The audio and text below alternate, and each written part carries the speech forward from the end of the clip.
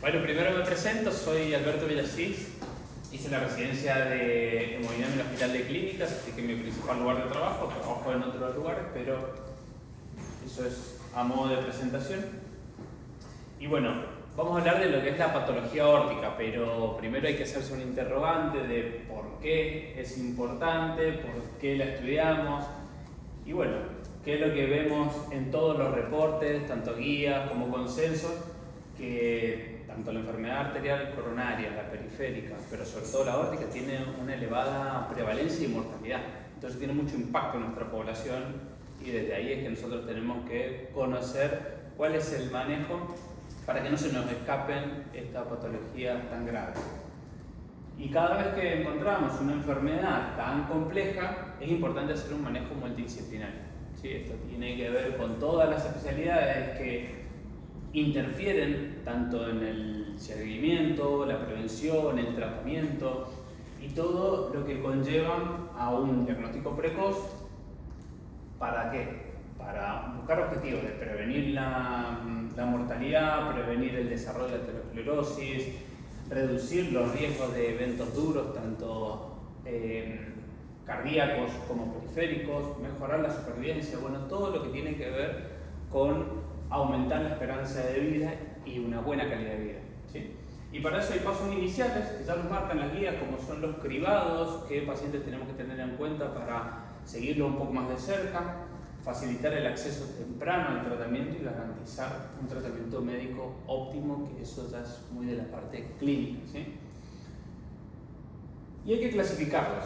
Cuando nosotros hablamos de patología aórtica, bueno, en toda su extensión hay un número gigante de entidades, pero nosotros lo que conocemos como más común son los aneurismas aórticos, los síndromes aórticos, que dentro de ellos se diferencian la disección aórtica, el hematoma intramural, las úlceras penetrantes, lesiones traumáticas, pseudoaneurismas, rupturas aórticas. Fíjense todo lo que entra en esta clasificación.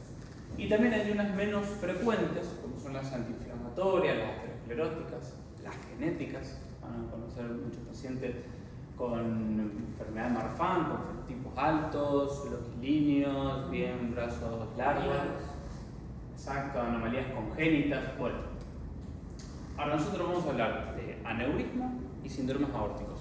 ¿Sí? Vamos a extender más allá por una cuestión de tiempo y de capacidad de atención. En cuanto al aneurisma de aorta, es importante definirlo. ¿Sí? Nosotros, cuando tenemos una pared aórtica superior a 2,9 o una dilatación de 1,5 mayor al diámetro de la aorta por encima de las renales, ya estamos hablando de un aneurisma de aorta. ¿Sí? Es una patología. Entonces, eso se puede detectar por algún hallazgo o por algún estudio en base a los síntomas, pero eso es fundamental.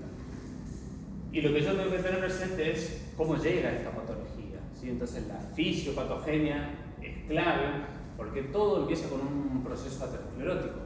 Entonces, ¿qué me quiere decir? Que probablemente los pacientes de edad más avanzada, los pacientes con mayores factores de riesgo, tienen más predisposición a desarrollarla. Y dicho de otra manera, si yo mi paciente consultorio lo controlo bien, tengo buenos parámetros de presión, de glucemia, de colesterol, logro que la actividad física, puedo ya tener mejor evolución de esos pacientes. ¿Sí? Y todo esto porque a ese proceso inflamatorio siempre se le suman todos los mecanismos de inflamación.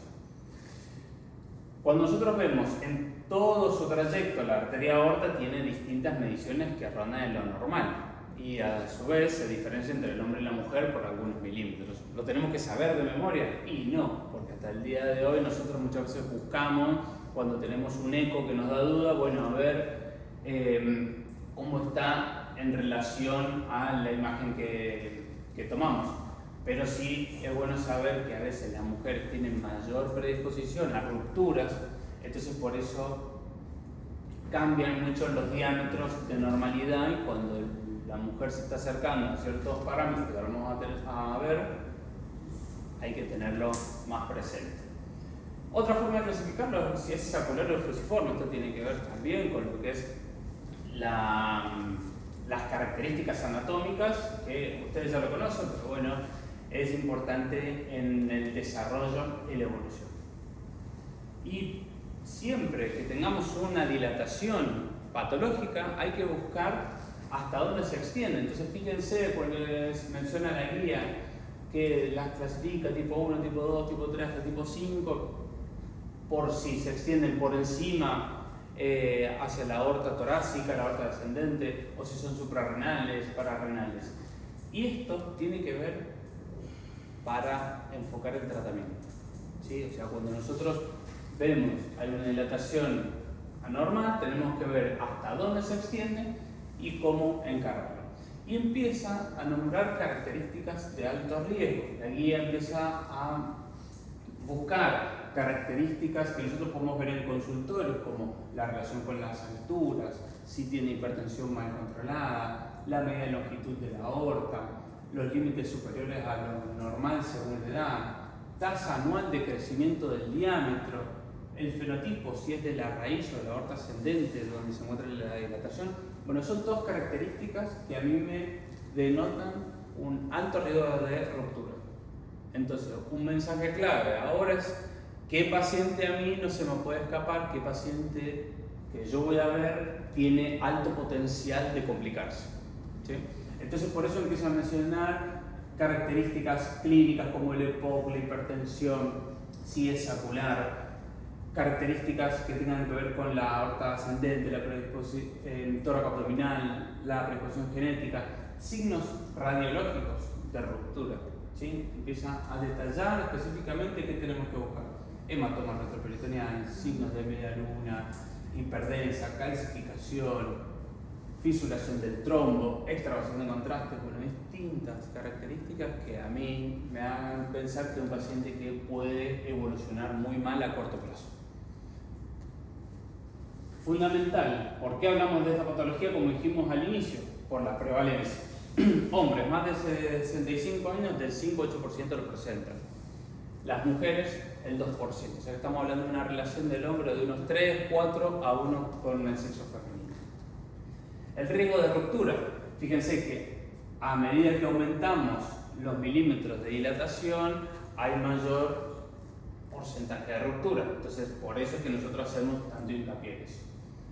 La mortalidad aumenta considerablemente, tanto operatoria como la mortalidad global, cuando el aneurisma se rompió, ¿sí?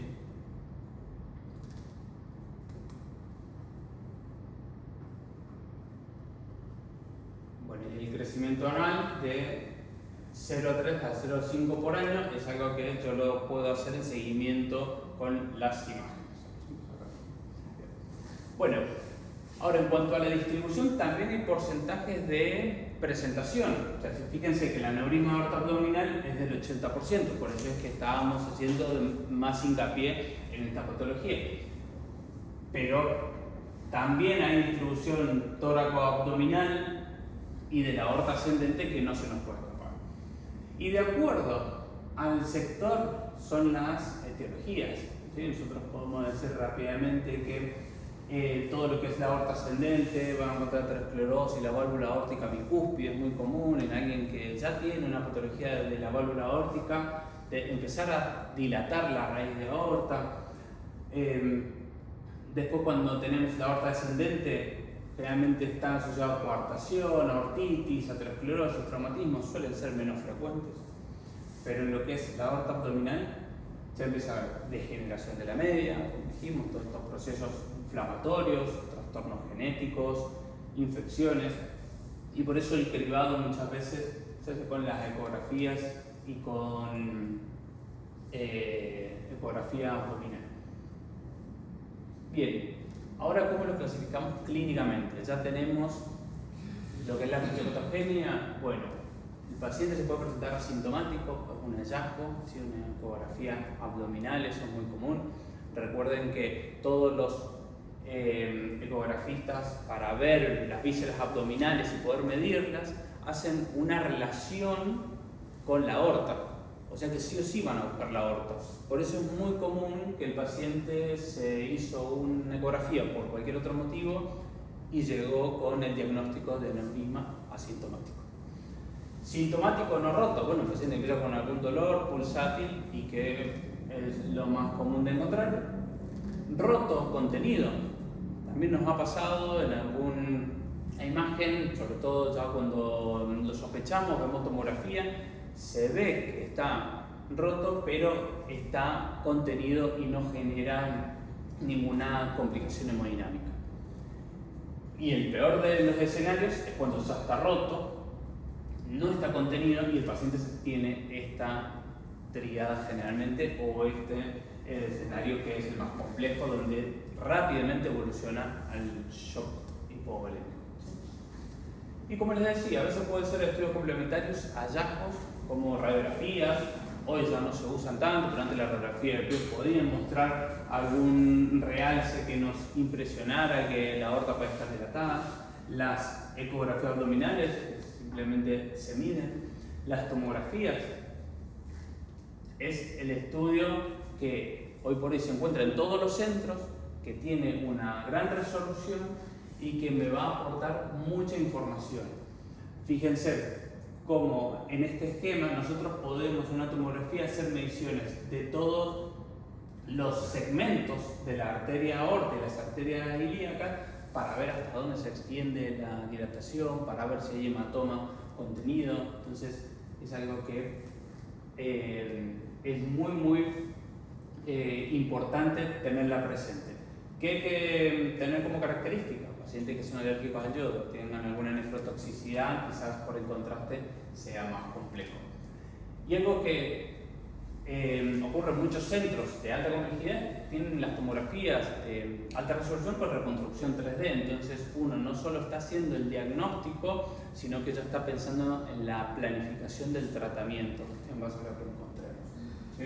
Pero fíjense esta imagen donde yo en este corte axial veo la luz verdadera y la luz falsa, pero en este corte que es coronal puedo ver claramente el hematoma que se encuentra dentro del arte y cómo se distribuye hasta dónde se extiende.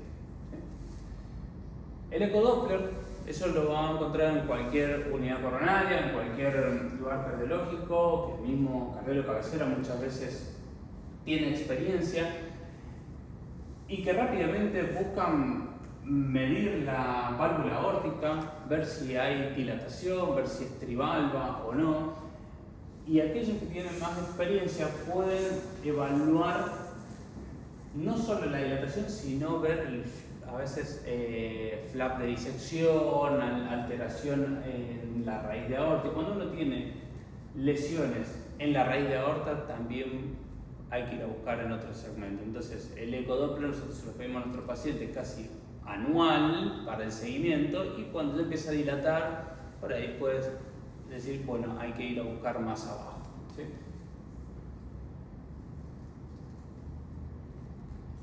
Bueno, la resonancia es un estudio que tiene mucha resolución, sabemos que es costoso, entonces no es el de principal elección, pero tenemos que saber que permite ver la luz, muestra bien los tromos murales, cuantificar las dimensiones del aneurisma, o sea, hace toda la reconstrucción. La verdad que es un estudio por excelencia, pero obviamente mayor el tiempo de adquisición y el procesamiento de las imágenes. Bueno, el gadolino también tiene fibrosis sistémica nefrogénica, no es que por no ser contraste iodado no afecta a los riñones, ya que también hay que tener presente. Y si bien antes estaba contraindicado el marcapasos, CDI, hoy por hoy hay muchos que ya son razonables, entonces es una contraindicación relativa, pero siempre hay que asegurarse. Los implantes cocleares hay que tener mucho cuidado y obviamente con todo lo que genere artefactos. Ahora, ¿qué podemos decir de la angiografía digital? Bueno, la angiografía digital nosotros hacemos por cateterismo. Esto obviamente que es muy bueno para planificar ya la intervención. Cuando el paciente se diagnosticó y por hoy con un método no invasivo, con tomografía, nosotros llegamos sabiendo todas las mediciones al laboratorio de hemodinamia. ¿Por qué? Porque la desventaja es que es un método invasivo para hacer un diagnóstico y que muchas veces no permite ver más allá de la luz. yo no sé si acá hay hematoma fuera de lo que es la luz. Entonces yo solamente veo por dentro, pero se me pueden escapar otras características que a la hora de tratarlo puede ser muy importante. Y lo que no es menor es que muchas veces con el cateterismo también puedo empeorar una pared tan débil y lesionarla. Entonces, la indicación se usa para el tratamiento.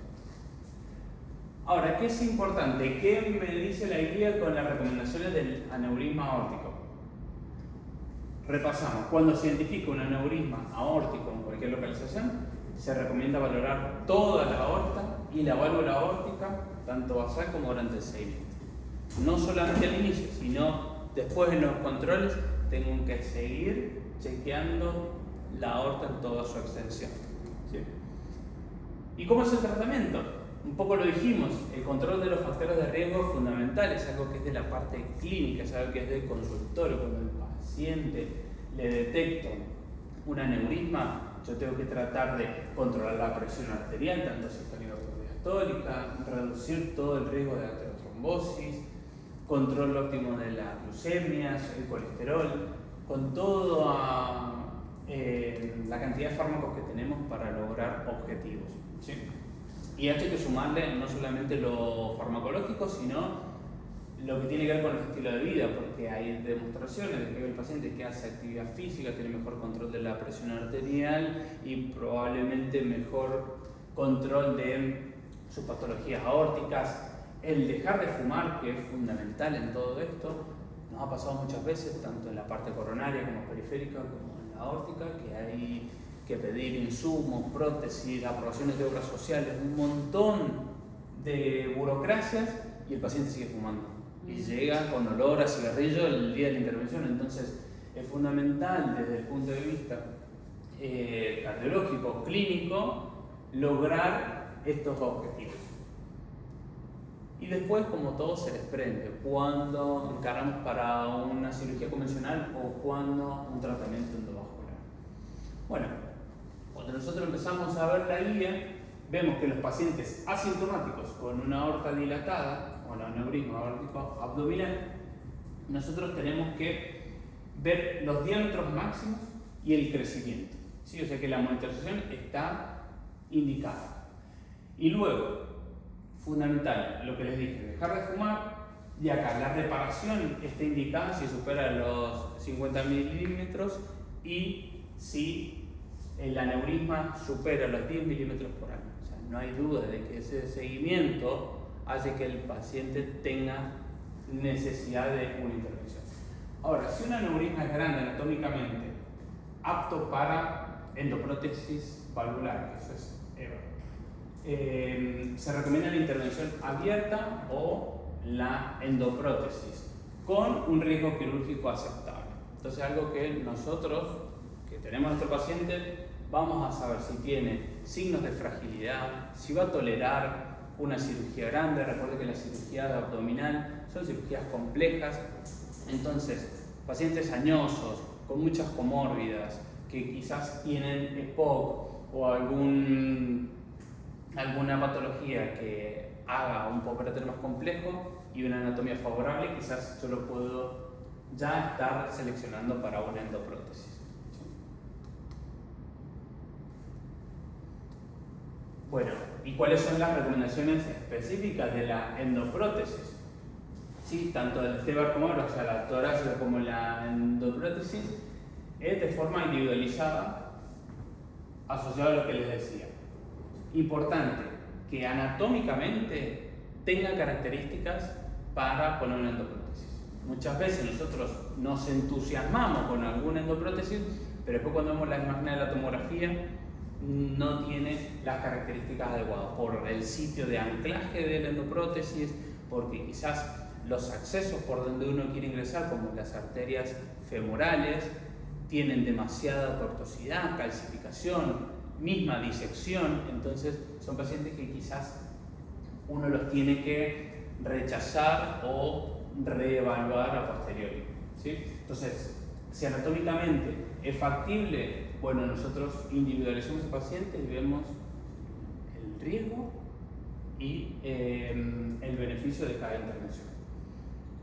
Bueno, en las zonas de anclaje, como les dije, se recomienda seleccionar una endoprótesis con un diámetro que exceda las zonas de anclaje al menos del 10 al 15% de la aorta. O sea, piensen que a veces el aneurisma llega a un sector donde está muy próximo a las arterias renales, al tronco celíaco, a lugares donde son muy complejos. ¿Es una contraindicación?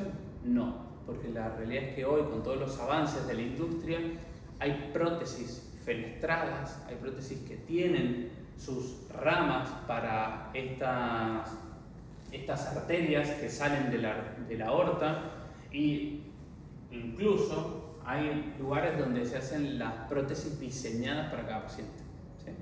Obviamente que nosotros quizás acá estamos un poco lejos, pero en todos los congresos hay lugares donde uno individualiza al paciente y hace la prótesis adecuada. Obviamente que eso tiene un costo mayor, por eso es que con el tema de coberturas sociales es más complejo, pero existe, ¿sí? Y obviamente lo que es la monitorización de controles no invasivos durante la intervención. Ahora, con todo esto, otro mensaje que yo me tengo que dar es: voy para un lado, voy para el otro. Bueno, pacientes con aneurisma de aorta abdominal, lo primero que tengo que ver es las características.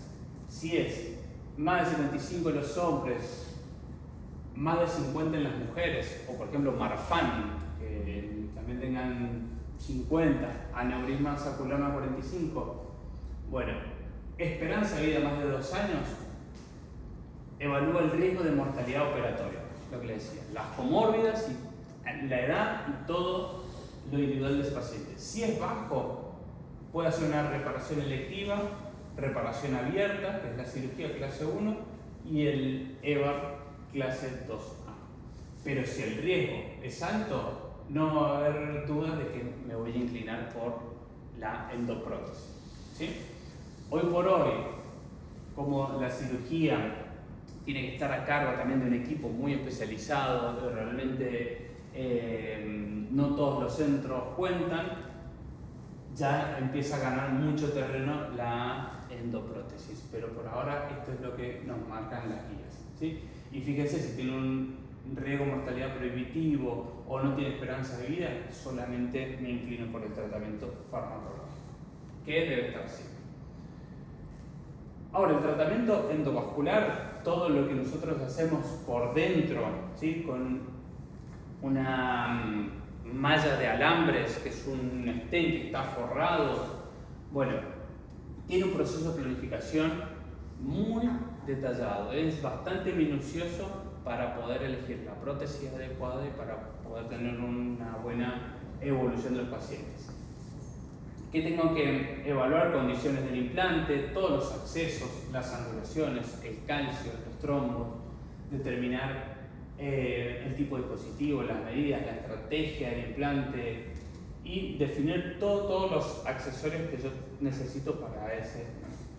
Entonces, a modo práctico, ¿a qué paciente incluiría? Bueno, aquel paciente con alto riesgo, lo reforzamos. Una contraindicación para cirugía, directamente el cirujano dijo: este paciente tiene alta probabilidad de morirse en quirófano o de evolucionar muy mal, entonces paciente con EPOC, con insuficiencia renal, a pesar del contraste que nosotros usamos, y hoy por hoy apoyado mucho con la tomografía, usamos muy poco contraste, los pacientes con insuficiencia renal andan mejor con endoprótesis que con cirugía. Hago un abdomen hostil, aneurisma abdominal más de 5, o sea, son pacientes que yo no voy a tener duda de que voy a inclinarme por la endoprótesis. Y esto es un poco lo que mencionábamos, o sea, ¿hasta dónde llega el aneurisma? En el caso de prótesis de aorta ilíaca, el diámetro debe ser mayor a la suma de las ramas del implante. O sea, yo tengo que asegurarme de dónde va a anclar, si va a ser acá, si tengo buen segmento, o si tengo que hacer en pantalón, si tengo que hacer bifurcado, ¿sí? Entonces, todo esto es clave en los criterios de selección. Fíjense también todo lo que hablamos, no solo de los diámetros para avanzar la prótesis y la correcta posición, sino las longitudes, la calcificación, el trombo, las tortuosidades. O sea, tengo que subir un dispositivo que generalmente es un catéter bastante largo y que muchas veces en estos escenarios desfavorables es bastante complejo, ¿sí? Y como les dije, es una malla de alambre que se va liberando, se va desenroscando y se va impactando en el lugar de debilidad de la pared de aorta para quedar con un sellado hacia la pared de la íntima. ¿Existen complicaciones? Sí. Por suerte son menores y cada vez con mayor planificación, con elegir la prótesis adecuada, tenemos menos, pero existen. Y las endofugas es lo que más común van a ver de reportes, tanto en guías como en casos clínicos. ¿Sí? Las endofugas es cuando se aparece una alimentación del aneurisma, ya sea por una fuga proximal o distal, ¿sí? O por alguna de las colaterales que sigue alimentando, o a su vez también podemos encontrar defectos técnicos que sean del anclaje de la prótesis, muy poco común, muy poco común. Puede ser también porosidad, hay veces que esa malla de PTFE que tiene que aislar puede generar algún poro, o si no, hay muchas veces que lo detectamos por imágenes. Por ejemplo, nosotros a estos pacientes le hacemos tomografías de control después de endoprótesis y vemos que se sigue alimentando el aneurisma y no encontramos una causa. Bueno, está descrito el tipo 5 de las endofugas, pero por eso es muy importante el seguimiento, ¿sí? Seguimiento con imágenes. Entonces, nosotros cuando tenemos fuga de contraste hacia el saco neumático, sabemos que tenemos que hacerle una nueva intervención.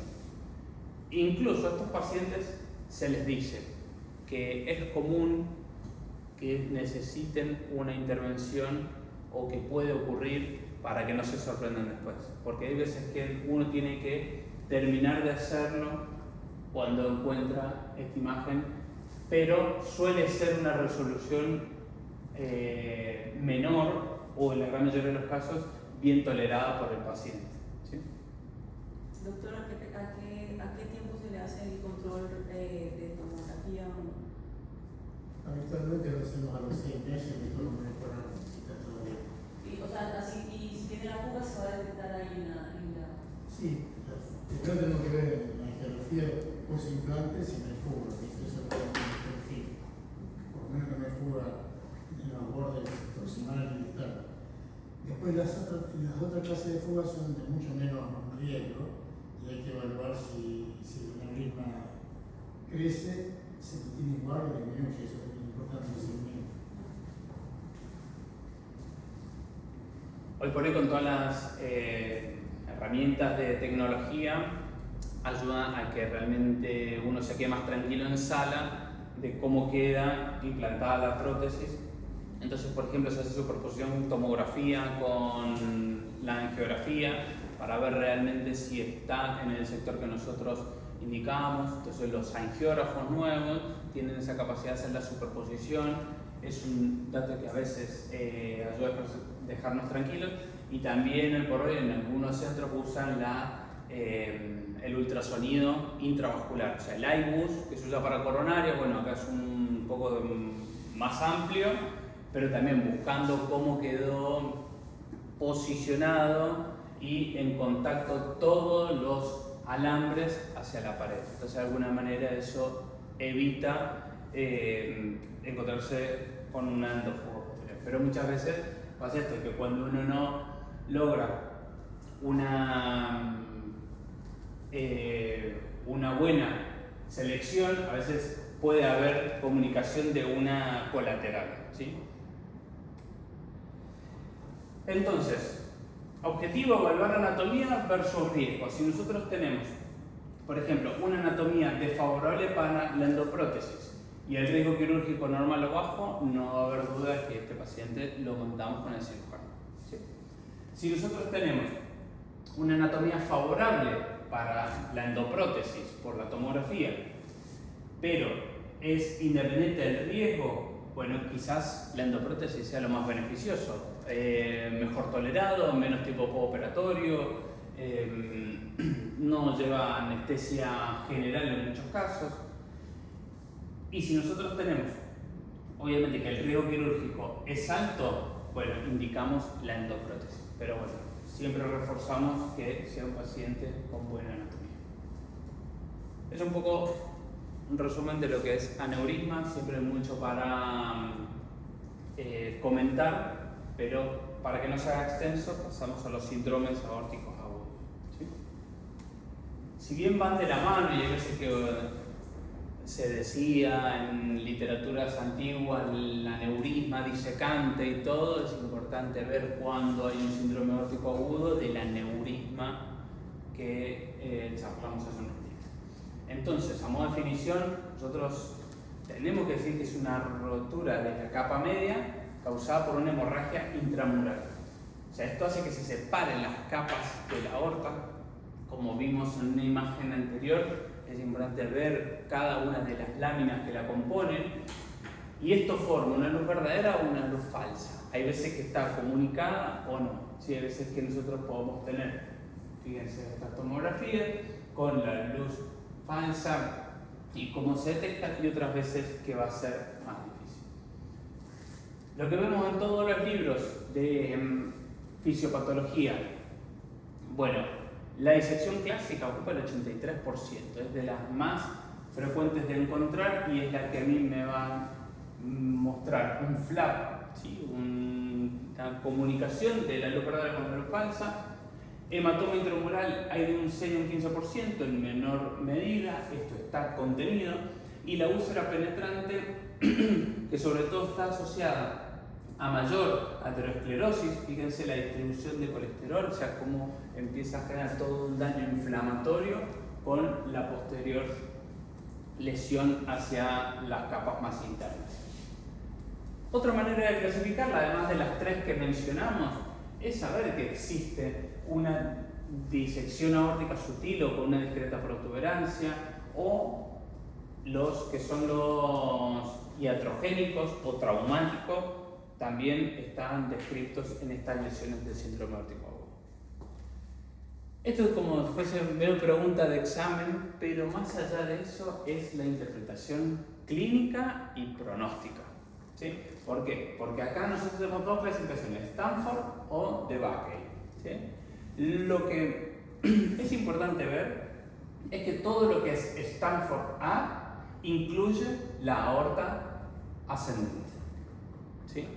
Y es la patología más grave y de mayor emergencia. Entonces, Stanford A es lo que tengo que asegurarme que el paciente no tenga. ¿Sí? Ahora, lo divide en 1 y 2 de acuerdo a la extensión. El 1 no solamente va a tener disección de la aorta ascendente, sino que también va a tener de la aorta descendente, mientras que el de Backey 2 va a estar solamente limitado a la aorta ascendente. ¿Sí?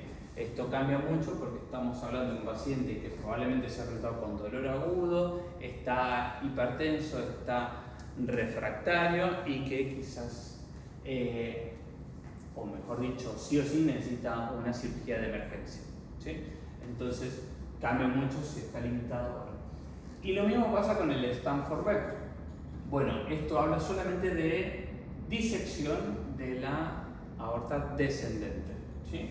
O sea que después de la subclave izquierda podemos encontrar el flap de disección que se extiende hacia la región torácica, es el de 3A, mientras que el 3B muchas veces llega por debajo y se extiende hacia las ilíacas. ¿Sí? Entonces esta clasificación es clara. ¿Y con qué frecuencia aparecen? Bueno, fíjense que generalmente el porcentaje está asociado a las patologías que están más arriba, o sea, que esta suele ser la más frecuente con un tiempo hiperagudo o agudo porque no da tiempo. ¿Sí? Paciente que se inestabiliza muy rápido. Bueno, hay otras clasificaciones también en cuanto a la presentación, si es agudo menor de 14 días, si es subagudo entre 15 y 90 y crónico más de 90 días. Y la clasificación del Colegio Americano pone un hiperagudo en menos de 24 horas. Empiezan a aparecer ya desde el 2002 algunas clasificaciones que no hace falta que las sepamos, pero tienen que ver con los segmentos de toda la arteria aorta.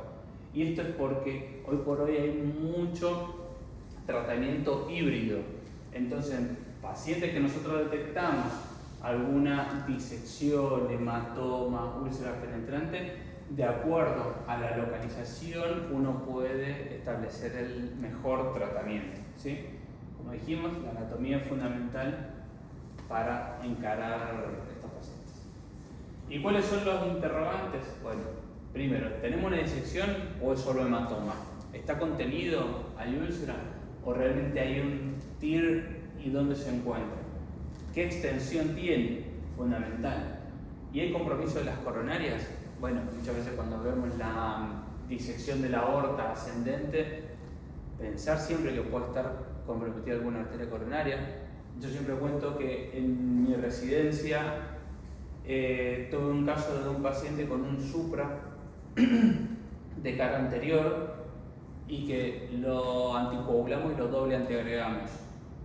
Y después resultó con infusión en el eco que se veía como una disección. Terminó en una disección, el paciente evolucionó mal. Pero como que me quedó ese ejemplo para siempre pensar en las coronarias, ¿sí? En ese caso, el supra lo tenía, no es que generaba mucha controversia. Pero buscar, ¿hay disección de los vasos brachiocefálicos, de las renales?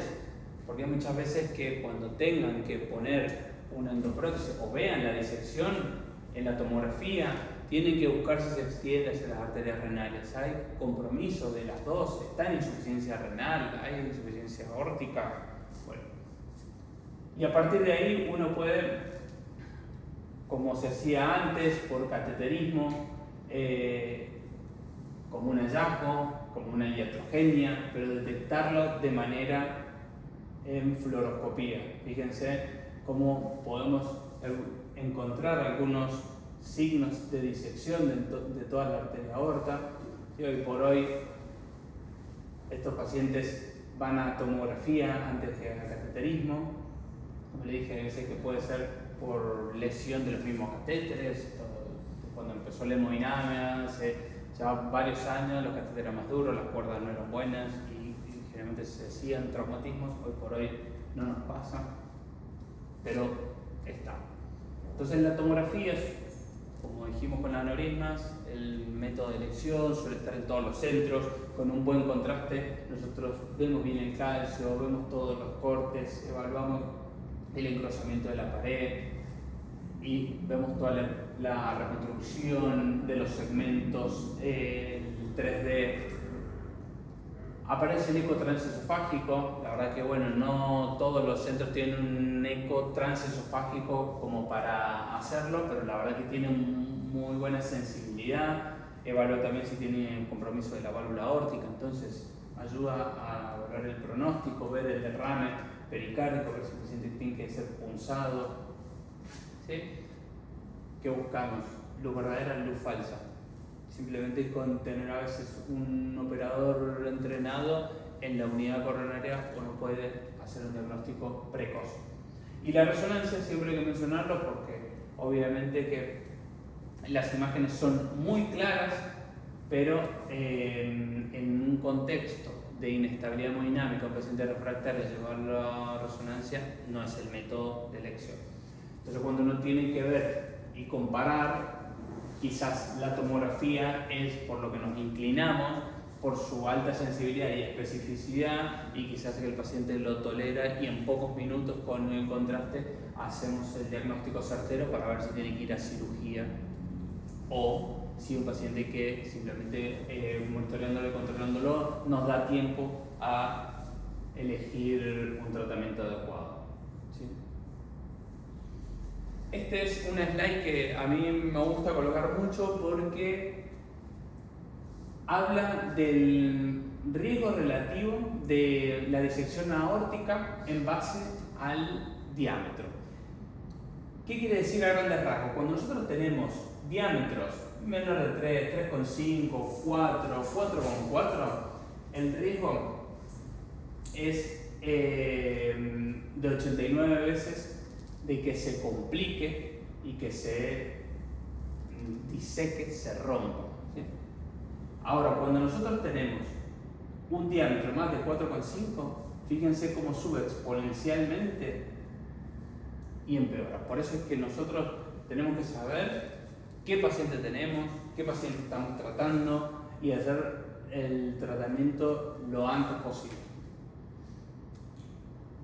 ¿Cuál es el objetivo? Detener el avance del hematoma disecante. Si nosotros al paciente no lo controlamos, no lo diagnosticamos precozmente, esto avanza, es progresivo. Entonces, el hallazgo rápido es lo que le cambia el pronóstico. Disminuir la presión, disminuir la velocidad de expulsión del ventrículo izquierdo. Eso es fundamental. Y existen, ya reportados por la guía, criterios para determinar el alto riesgo de los síndromes aórticos agudos. Entonces fíjense que hay condiciones de alto riesgo como, bueno, el paciente en el interrogatorio me dice que tiene Marfan, yo veo un fenotipo de Marfan, es un paciente que tiene más riesgo. Si tiene antecedentes familiares ya de enfermedad aórtica, los pacientes generalmente los conocen, si no hay que decirles que lo investiguen. Si ya tiene una válvula aórtica comprometida, un aneurisma aórtico torácico, el paciente se venía controlando y de repente llegó a guardia por dolor, es un paciente más complejo, como si ha tenido alguna manipulación previa. Y características de alto riesgo de dolor, otra que es como una pregunta de examen o cosa que no se puede escapar. Si un paciente llega a la guardia con un dolor de inicio súbito, yo tengo que pensarlo hasta que se demuestre lo contrario. Obviamente lo hago con otras cosas, pero no se nos puede escapar. La intensidad o el desgarro o rotura que refiere el paciente van a apoyar ese diagnóstico. Y las características del examen. ¿Qué busco? Si tiene déficit de pulso, si tiene variabilidad de las expresiones, tanto en los brazos como de las piernas, si tiene algún déficit neurológico. Recuerden que las disecciones también se pueden extender hacia los vasos supraórticos, carotídeos. Si encuentro algún murmullo histórico, o sea, signos de insuficiencia valvular, signos de compromiso o hipotensión o shock, sin duda. Lo mismo que predictores de complicación del hematoma intramural. Cuando yo sé que el paciente tiene un hematoma intramural y yo veo que tiene un dolor persistente que no responde al tratamiento farmacológico, que tiene difícil control de la presión arterial en consultorio, que hay compromiso de la aorta ascendente, los diámetros no son los óptimos, bueno, un paciente que quizás ya tenga que ir anticipándome con las imágenes para no llegar tarde. Y entonces empezamos, ¿cuál es mi manejo en la urgencia? El paciente me viene con dolor torácico agudo. Bueno, acá están los 3 puntos fundamentales. El control de la frecuencia cardíaca de la presión arterial es clave en este tipo de pacientes. Entonces yo lo que tengo que buscar es la betalol o esmolol intravenoso. Si hay contraindicación a beta bloqueantes, puedo intercambiar a diltiazem o verapamil. Pero yo tengo que buscar como objetivo alcanzar una frecuencia cardíaca menor de 60. Esto es lo que va a disminuir la velocidad de expulsión y es lo que va a retrasar la progresión de la disección. En segundo lugar, ¿cuánto sería la presión? Y ahora vamos a la presión, porque es una excelente pregunta. El control del dolor es clave. Recuerden que toda descarga adrenérgica potenciada por el dolor sube la presión y entonces empezamos a entrar en un bucle donde muchas veces empezar a controlar el dolor con los opioides ayuda a atenuar la presión. Pero el control de la presión para objetivos tiene que estar en menor de 120. ¿Sí? Estos pacientes generalmente vienen con presiones altísimas. Entonces yo tengo que usar vasodilatadores intravenosos. Generalmente puedo usar nitroprusiato. Y en algunos casos, cuando yo empiezo a controlar la frecuencia y empiezo a controlar el dolor, la presión también se puede controlar, pero el objetivo es menor a 120. ¿Sí? Entonces, esto tiene que ser estricto para retrasar la progresión del síndrome aórtico. Y como algoritmo, a nosotros nos sirve todo paciente con un dolor torácico agudo, historia clínica, examen clínico y electro en menos de 10 minutos, y sabemos que si tiene un supra de nivel del ST es un paciente que sigue otras recomendaciones de la guía. Pero que si no lo tiene, tengo que evaluar rápidamente el estado hemodinámico, porque un paciente con dolor torácico agudo, como lo dijimos, repentino, perforante, tengo que ver si está inestable. Y si está inestable, lo que yo tenga a mano más cerca que va a ser el eco transtorácico. Con eso puedo ver si tiene disección de la aorta ascendente. Luego, el ETE o la tomografía, que la gran mayoría va a ser tomografía, ¿sí? En todos los centros. Y a partir de ahí ver si tiene un síndrome aórtico confirmado o lo puedo excluir. Pero esto es algo que es inmediato. Si el paciente está estable, a mí me da la pauta de que puedo ir haciendo estudios complementarios para buscarlo. Entonces, cuando tengo baja probabilidad, el dímero D, el eco transtorácico y la radiografía torácica me ayudan a buscar signos de disección, ensanchamiento del mediastino o el dímero D sabemos que es un producto de degradación de la fibrina, entonces toda lesión endotelial va a estar elevado, y cuando empiezo a sumar puedo considerar un diagnóstico alternativo si no tiene disección, o luego hacer más tranquilo una tomografía o un ecotransesofágico para confirmarlo de factor. Y si el paciente tiene una alta probabilidad, hago el eco transtorácico y evalúo. Si tienen disección tipo A, bueno, no hay duda que tiene que ser derivado en equipo quirúrgico. Ahora, si no es concluyente, bueno, la tomografía. Entonces, fíjense cómo nos tenemos que apoyar en todos los estudios de imágenes, pero una vez evaluado el estado hemodinámico. Y bueno, para ir finalizando, tenemos el tratamiento endoluminal, ¿sí? Porque nosotros ya tenemos la disección, podemos planificar, poner un stent graft, que es un stent cubierto, con el objetivo de sellar el tier que hay de comunicación entre ambas luces. Entonces fíjense esta imagen que bueno, se ve un poco opaca, pero nosotros tenemos en esta reconstrucción toda la luz verdadera que está en rojo y todo esto que es hematoma y luz falsa en un color más grisáceo. Acá esta es la imagen, pero la convencional. Y cuando nosotros ponemos el stent, lo ponemos en el sitio de la comunicación. O sea que lo que buscamos es sellar esa comunicación. No es necesario desplegarlo en todo el territorio, sino buscar el lugar del flap de disección.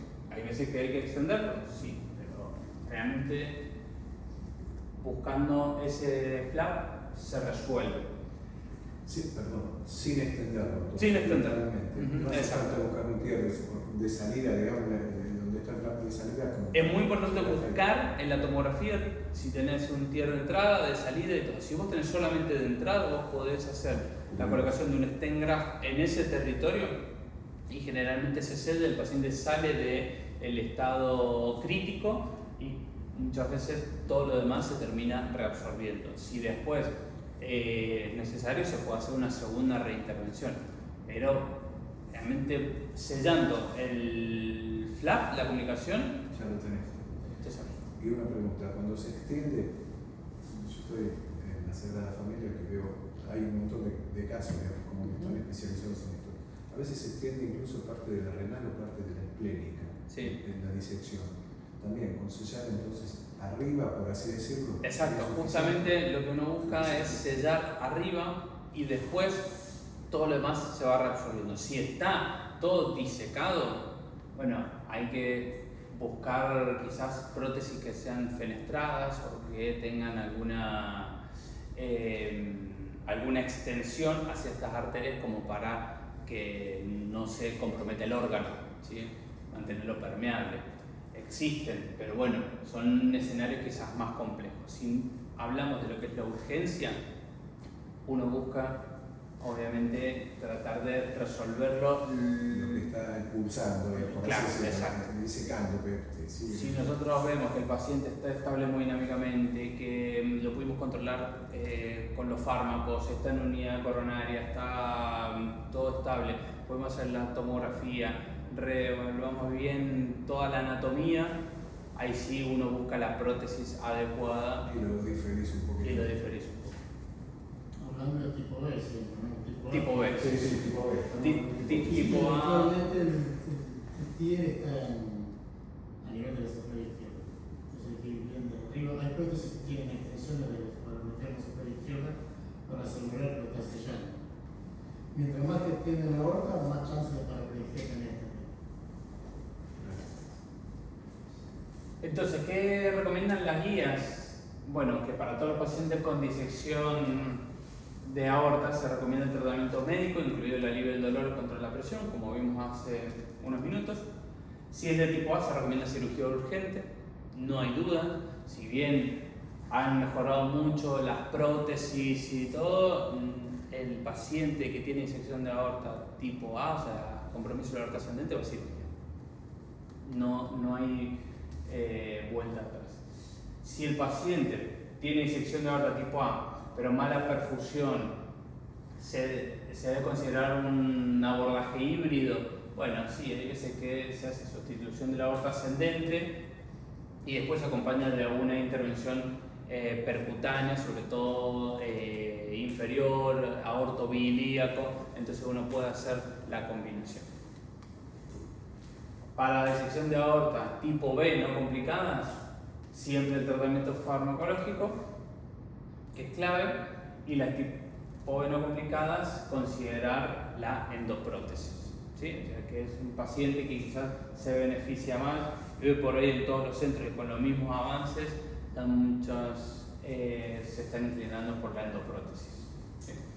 Y las tipo B complicadas, no hay dudas de que hay que resolverla, y lo más beneficioso para el paciente es la endoprótesis.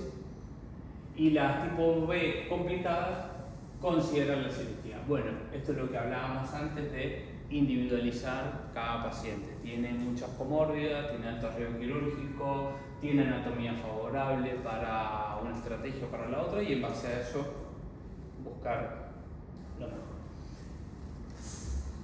Y a modo de conclusión, bueno, los síndromes aórticos representan una emergencia médica crítica, una alta tasa de mortalidad.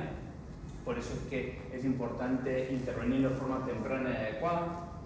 Son condiciones que, al comprometer la integridad de la aorta, pueden resultar en una falla catastrófica, lo que hablábamos recién.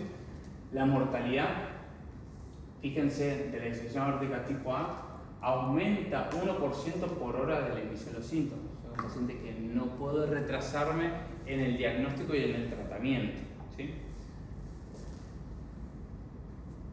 Para seguir diciendo y reforzar el diagnóstico precoz, estratificación del riesgo, así como el enfoque terapéutico ágil, adecuado, cambia el pronóstico de nuestro paciente. Hay que seguir los protocolos, la verdad que las guías ya son bastante claras con los algoritmos, entonces no hay que demorar la toma de decisión. Los síndromes aórticos necesitan un equipo multidisciplinario, son muchos los especialistas que necesitan intervenir para que el paciente sea beneficiado. Reconocer, diagnosticar y actuar sin demora puede ser la diferencia entre la vida y la muerte de los pacientes. Por eso es fundamental el reconocimiento precoz.